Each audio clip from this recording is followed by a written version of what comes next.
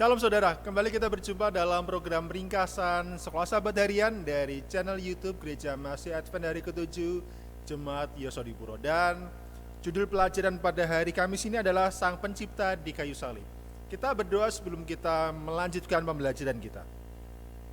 Bapa di surga, saat kami akan mempelajari firman-Mu, biarlah Roh Kudus-Mu yang bersama-sama dengan kami untuk memimpin, membimbing, dan juga menginsafkan kami untuk pelajaran pada ringkasan kali ini. Terima kasih, dalam nama Tuhan Yesus kami berdoa, amin.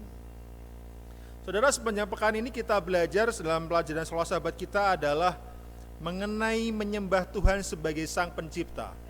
Kita dalam pelajaran hari Minggu mendapat alasan mengapa sangat tepat buat kita menyembah Tuhan, karena Dia adalah teman dalam kesengsaraan. Dalam pelajaran hari Senin, alasan yang lain yang diungkapkan kita menyembah Tuhan karena Dia adalah Sang Pencipta. Lalu dalam pelajaran hari Selasa, Tuhan dekat dengan kita.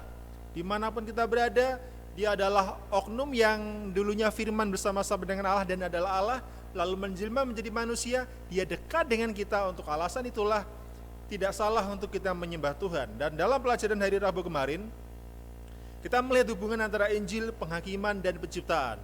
Tuhan yang sama yang berperan dalam keselamatan kita lewat kabar Injil, Tuhan yang sama yang juga membenarkan kita dalam penghakiman dan membela kita, Tuhan yang sama juga yang menciptakan kita, sehingga kita bisa percaya bahwa Tuhan yang kita sembah adalah Tuhan yang luar biasa.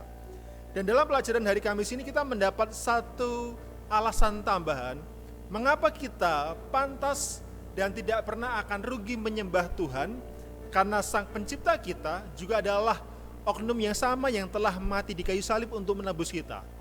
Oleh karena itu saudara, kalau kita membaca dalam kitab Wahyu, ada dua ayat yang memberitahu kepada kita dua alasan mengapa kita sangatlah tidak salah untuk menyembah Tuhan.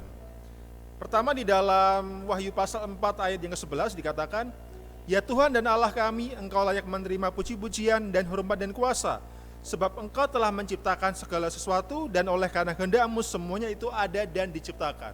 Rasul Yohanes menuliskan, dan sudah kita bahas di hari-hari yang lalu, kita menyembah Tuhan karena Dia adalah Sang Pencipta. Dan di dalam Wahyu 5 ayat ke-12 dikatakan demikian, katanya dengan suara nyaring, anak domba yang disembelih itu layak untuk menerima kuasa, kekayaan, hikmat, dan kekuatan, dan hormat, kemuliaan, dan puji-pujian.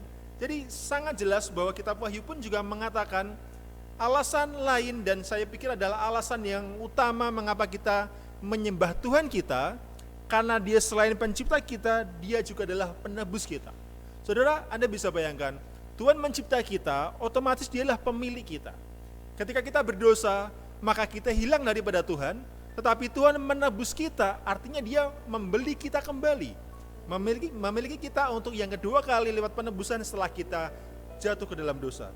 Jadi saudara, kita mendapatkan alasan yang lebih dari cukup bahwa Tuhan kita pantas kita sembah karena Dia adalah penebus kita.